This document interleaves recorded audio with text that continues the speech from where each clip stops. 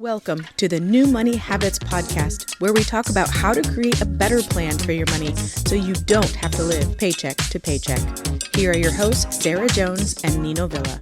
Welcome back, budgeteers. Coach Nino Villa here alongside me, my partner on the airways. As always, it's Sarah Jones. Hey, Sarah. Hello. How are you? I got confused for a second. Yeah. No, like, I kind of stopped a little bit. I stopped a little abruptly, and I was just like, hey, Sarah. I didn't pose a question or anything. So I do well. How do you do? I am doing very well. Thank you. Awesome. What kind of shenanigans and tomfoolery have you been up to lately?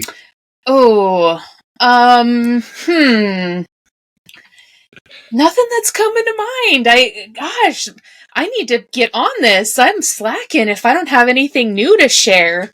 I will say this, Nino.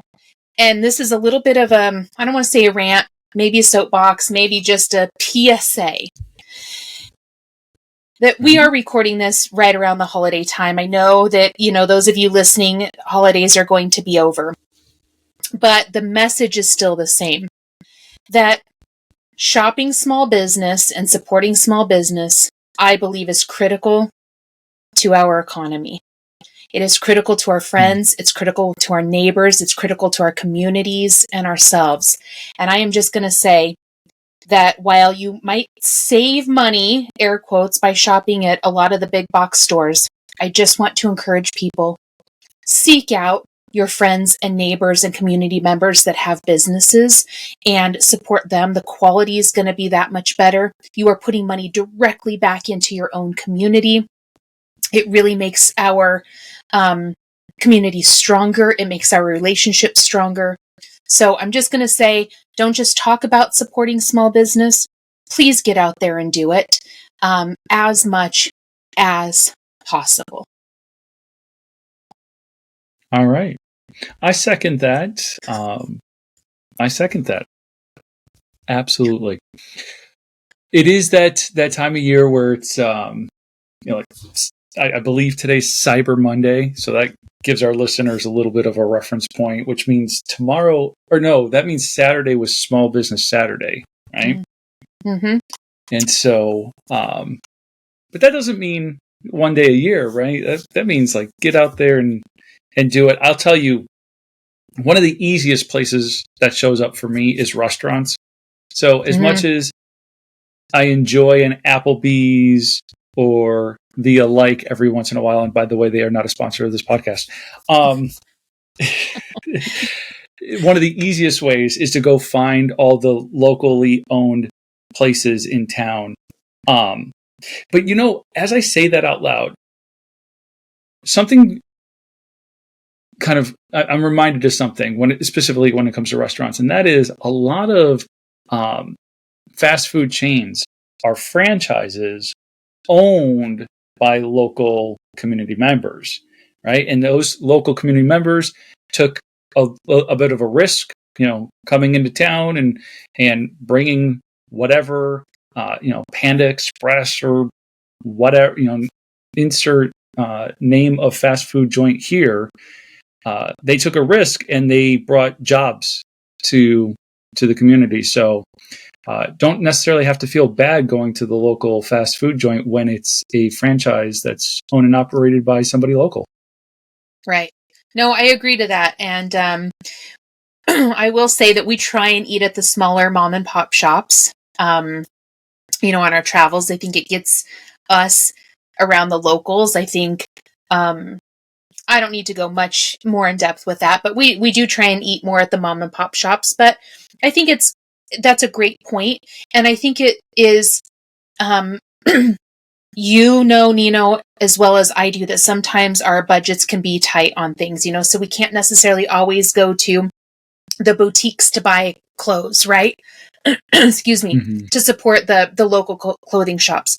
We can't always do those things, but it doesn't mean that sometimes you can't, right? It doesn't mean that sometimes you can't jump on and look up, a local that maybe does printing and get your business cards done from a local print shop, right? It doesn't mean that you can't have a custom wood sign made by somebody that's local versus ordering it from one of the places overseas, right? And I think I just want to encourage people that while I am all about saving money in a lot of areas, it's not saving money if you're not putting it back into your community, because that's saving money does nothing if the money isn't moving and doing good things, right? And that's really what it's about, is supporting your community. Not only getting good quality products, but keeping that economy, your local economy going, is really about you supporting your local economy as well.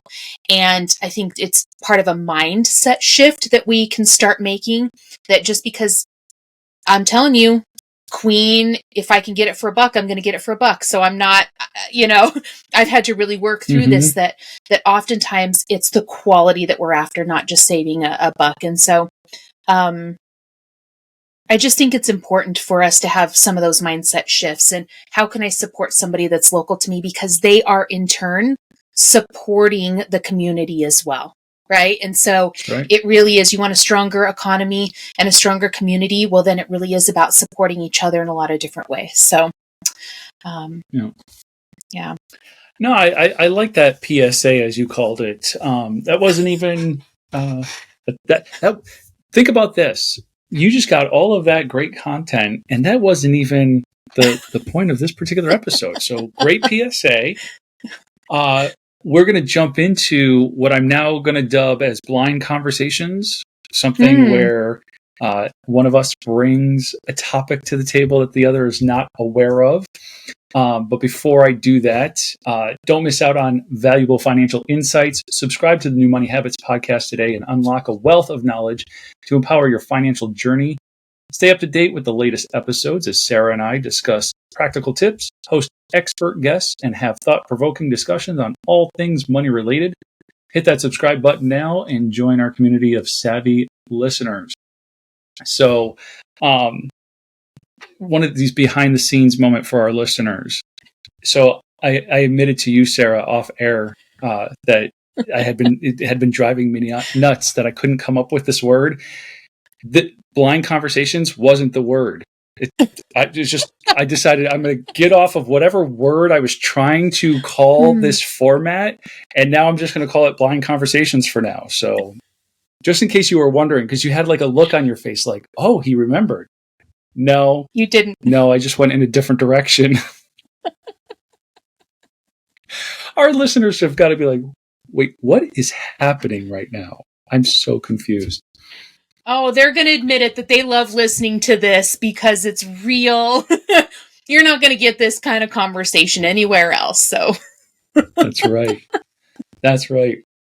All right. So I want to tee you up again with an idea that you don't know that I wanted to bring to the table yet. And we're going to just discuss it and see where it goes. So today's topic of discussion in the realm of new money habits and having a plan for your money, let's talk about tipping. And see, you didn't even know. We talked about restaurants. You didn't even know I was going to bring this up. So tipping. You're going to all those local places. You're supporting the mom and pop restaurants. Are you a generous tipper? So I think that's a relative term. So I'm just going to say what my generosity, how it feels generous to me might not feel as generous to somebody else. And here's a story for you all. Probably up until the past year, maybe year and a half, the tipping responsibilities went to James. I refused to have the responsibility for putting tips in.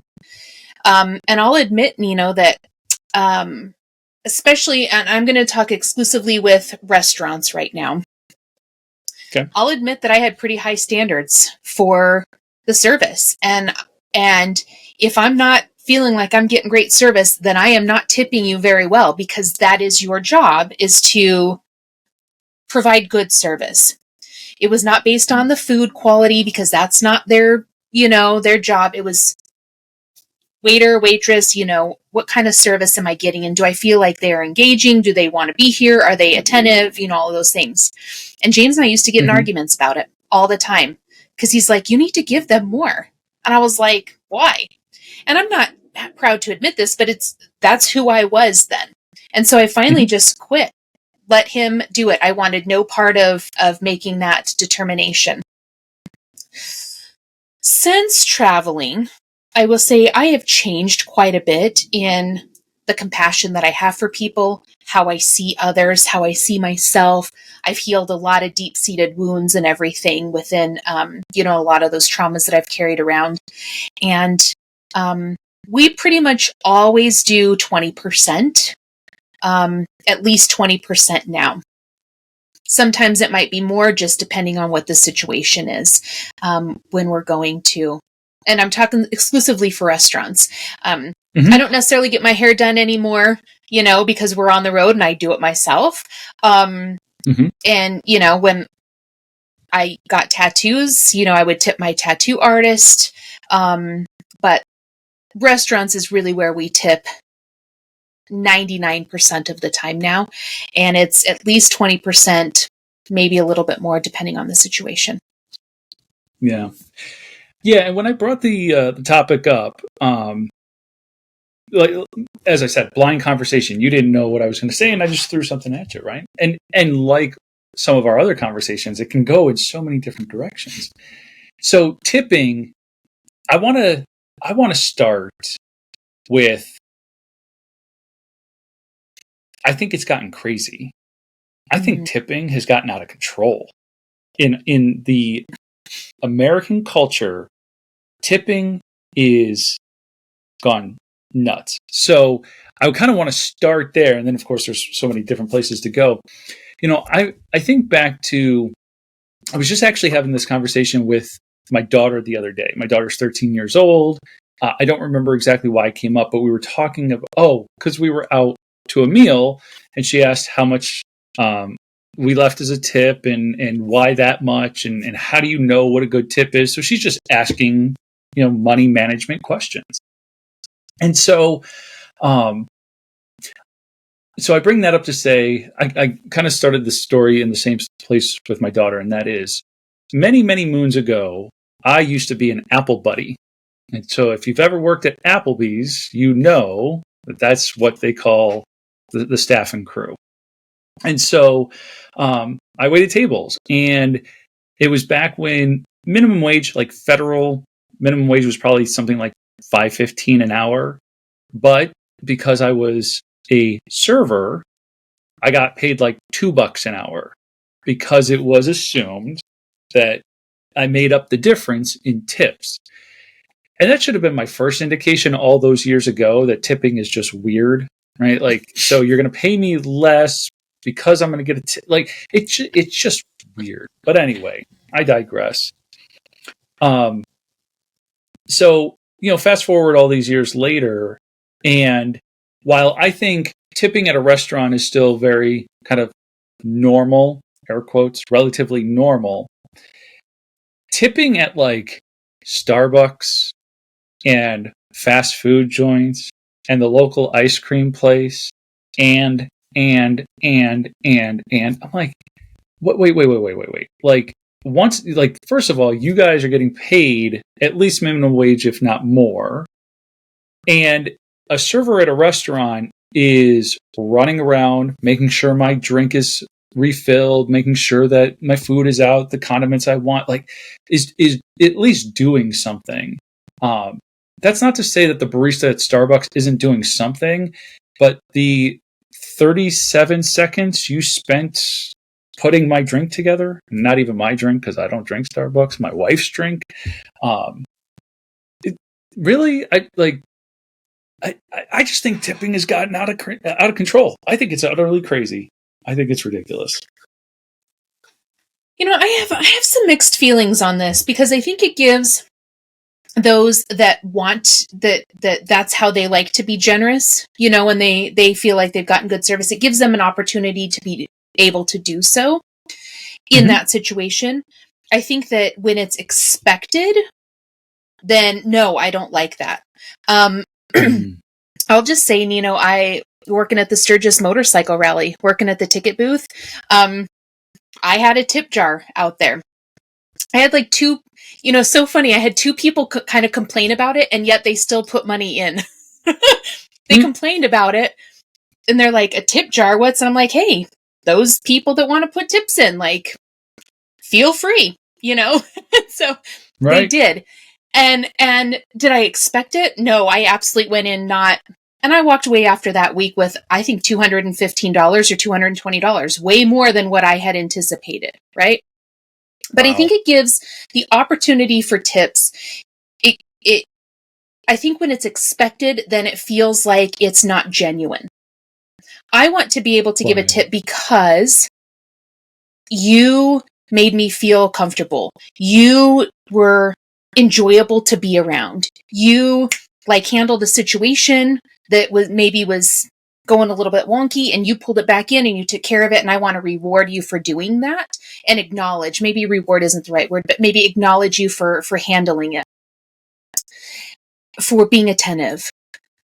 But I think tips everywhere, we question it. We ordered a takeout the other night, which we rarely do, but we had been out shopping all day, kind of going back and forth. I'm like, do I really want to cook? Our favorite sushi place is close. Let's just grab that on the way home. And it asked for a tip. And I'm like, I'm ordering it online. I'm already paying the fees to order it online. How much of a tip do you really leave for that? Because I don't want to say what are they doing, but they're making the food just like they would if we were in the restaurant. I didn't see that they were going above and beyond. We left a 10%. Yeah. I left a 10% tip because I think that, I'll be honest, part of the culture is it kind of makes you feel guilty for not leaving anything. So I think you helped me with an aha moment, and that is when it feels required. Right? So when Starbucks has the little tip jar out and it's just there, that doesn't bother me, right? Because again, to your point, tip if you want to, don't tip.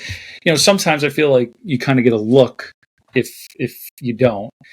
But I think what it is it's this increase in these point of sale systems where you tap your credit card, they turn the screen around, and the first thing it's asking you is how much do you want to leave as a tip? Right? It has put tipping at the forefront of all of these businesses. And when you were sharing your story about Sturgis, I thought to myself, again, having the jar out there, good on you. Good on you for having a tip jar and allowing people to kind of just have that option.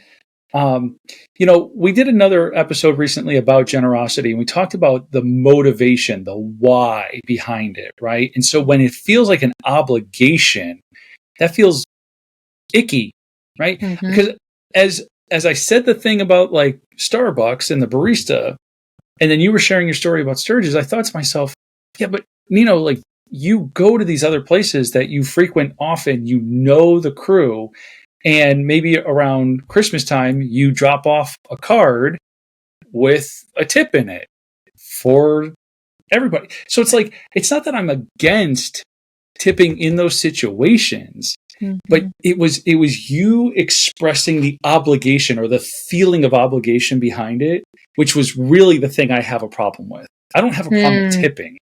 I have a problem with the obligation of tipping. And yes. And I think that's where it gets me. And I think because it's talked about a lot in the industry, or I hear it quite a bit in the service industry, that I think that you are looked down upon if you don't give a certain percentage, right?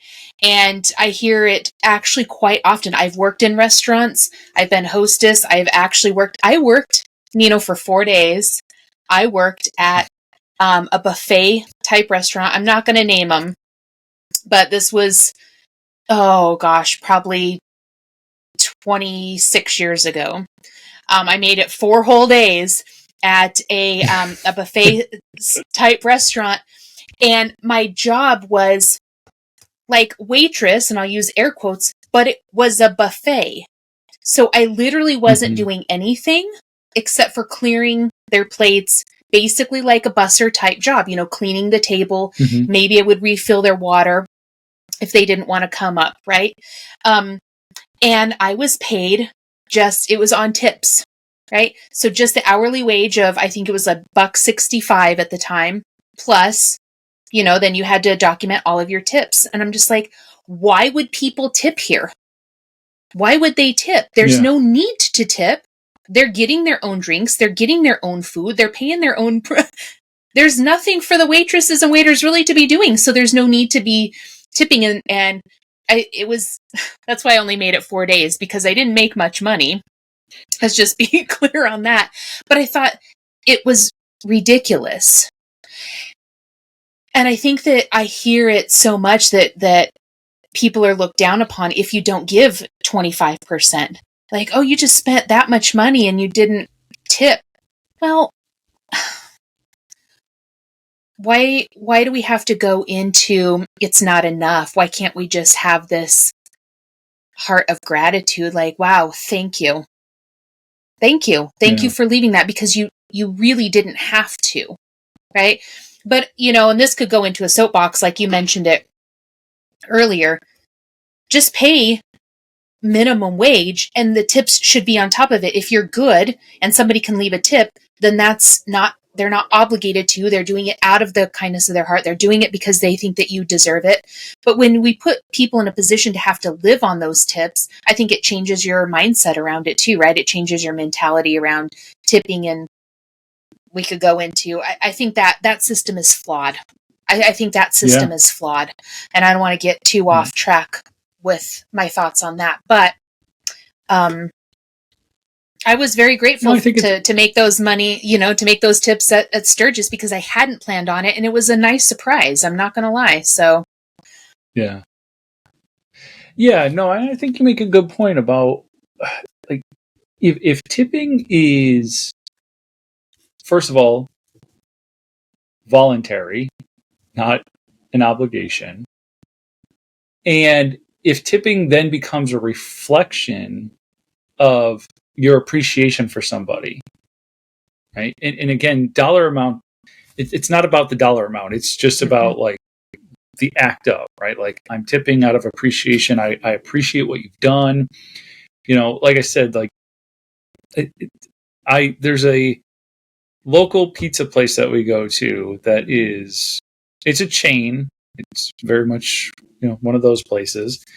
But we go there so often that the crew knows us. Like, as I walk in, somebody's always handing me my pizza because it's already, ordered online and prepaid for, but they know the face. And so they're like, hey, Nino, here you go. Or sometimes I can't even get out of my car, and they're walking up to me like, here's your pizza. Or one of my favorites was, I used to go to a certain Starbucks for my wife all the time, and I got the same drink every single day. Well, one time I was there with one of my kids, and I had a bunch of stuff in my hand, so I kind of put it down, and I was trying to like get the app up and all that stuff.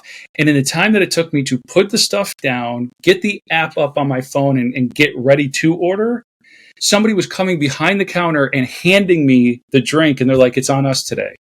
Like, are you kidding me? So of course, in those moments, of course, I want to pour out my gratitude and my appreciation in a way to like say, I see you seeing me, and I see you guys. Like, you're awesome. And so, like, just let's go to a place where tipping is just about, it's voluntary, and it's an expression of gratitude and appreciation. I think that would make a lot more sense. And it was on my mind because, we're getting ready to travel here. And again, restaurants, I tip, it just is. And I've shared on another episode that like my wife and I have an account that allows us to be spontaneously generous. And so it's from that account that we can go to these places that we frequent often, or if we go to a restaurant that we can kind of, maybe exceed the server's expectations, right? Like if the server might expect 10, 15, 20%, maybe we can exceed those expectations and just be generous in that way. But because we're going to be traveling, I'm all like, well, if we're going to check bags at the airport, got to have tip money ready. And if we're going to, stay at the hotel, we got to have tip money ready. And I'm just like, oh my goodness, like here's where now it starts to feel like there's a sense of obligation. Like, no, like you have to. And I'm like, but do I? Anyway. Right. No, I love this conversation. Actually, I think it can go in so many ways. I want to share a little bit of a story that I follow some people on some social media accounts, and I might butcher this, but they have what they call the $1,000 dinner club.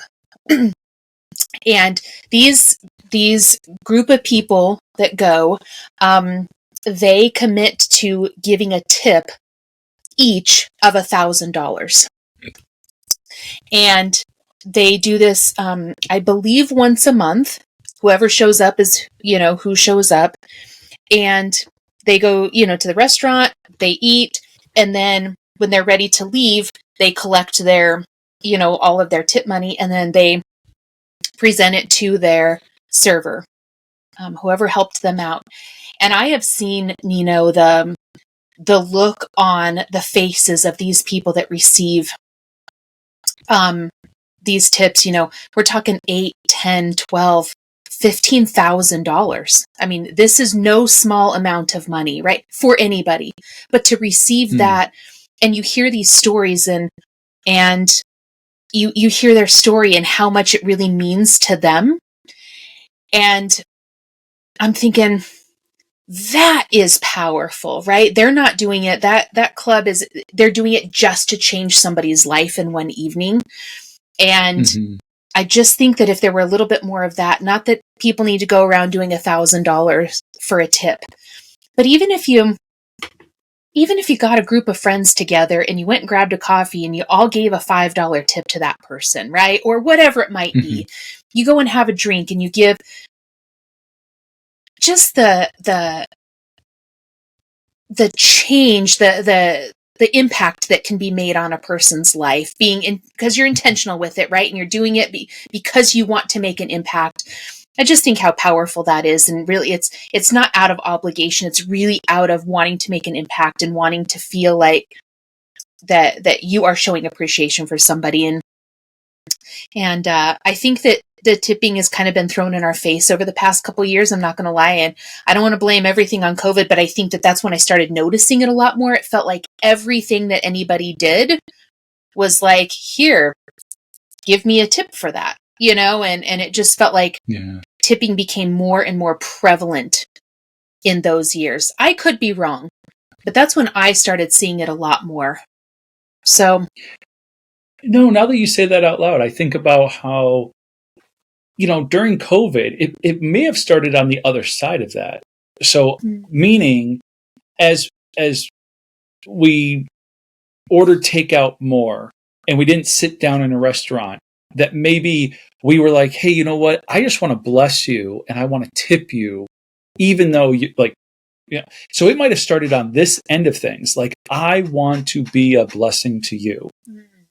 And then somehow that got morphed into, so tip me for everything. And it's like, no. Remember when this was voluntary and when it was an expression of gratitude? Like, those things made tipping enjoyable. Like, I enjoy, being generous where I can be generous. And most of the time it's, my wife and I will, if we go out and we decide, all right, we're going to be generous. What does that look like? How much? Okay, we do it. And then we're usually out of the restaurant before we ever get, before the person ever gets wind of what happened, right? So there's so many times we don't get to experience that. But I remember one time being at a local diner type place with a couple of my friends, and we spent a good 2 or 3 hours there just playing cards, and we did order food, but we were mostly there just kind of playing cards or whatever. And the place was empty the entire time. So when it came time to like turn up the bills, pay up, I have no idea what my friends did, but I threw the guy a C note, right? Just gave him $100. And because we were still there playing cards, he came over and he thanked me. But it's like, to be able to do that, right? It wasn't for the recognition. It's certainly not for the podcast and for our listeners now, but just that desire to say, you know what? I'm seeing the situation here. This guy's working on a slow afternoon. He's got no other tables. He's been incredibly attentive to us. He's been really cool. Like, let's just bless him. Let's just change up the course of his day, where like he's probably coming at the end of his shift thinking, man, this wasn't a great day. All of a sudden, like, this turned out to be a pretty good day. So, just tipping when it's voluntary and an expression of gratitude is a heck of a lot of fun. It is. And I've definitely changed my perspective on it. Like I said, over the past 1.5 to 2 years. And, I'd like to get to a point where maybe it could be even more generous with it. As financial situations change, I think that there's always that goal, right? We talked about, like you said, generosity in another podcast, but I think that is one thing for me that I would like to, as finances increase and as financial situations change, that is one area that, when you're seeing somebody really working hard, to be able to tip them a little more than maybe you generally would, and really be able to change somebody's life that way. Yeah. Yep. It's powerful. Yep. All right. Good conversation. There's some other things that I probably could go on about, but I'm going to kind of wrap us up there. Apparently, I'm losing my words, which is just another indication that it's time to wrap it up, Nino. So with that being said, listeners, if you're ready to take your financial growth to the next level, schedule a free discovery call with Sarah or myself today. During your personalized session, we will discuss your specific financial goals, gain clarity on your challenges, and explore how working with a financial coach can accelerate your progress. Don't miss out on this valuable opportunity. Book your free discovery call now and create the new money habits needed to achieve financial freedom. Sarah, I'd like to thank you for another great conversation, and I know we'll continue it again next time. Thank you for listening to the New Money Habits podcast, brought to you by New Money Habits and Keeping Up with the Joneses Financial Coaching. Submit your questions to our host by emailing podcast@newmoneyhabits.com. Be sure to subscribe to be notified of future episodes. Join our growing group of like-minded people on Facebook and follow us on your favorite platform. Music provided by Summer School.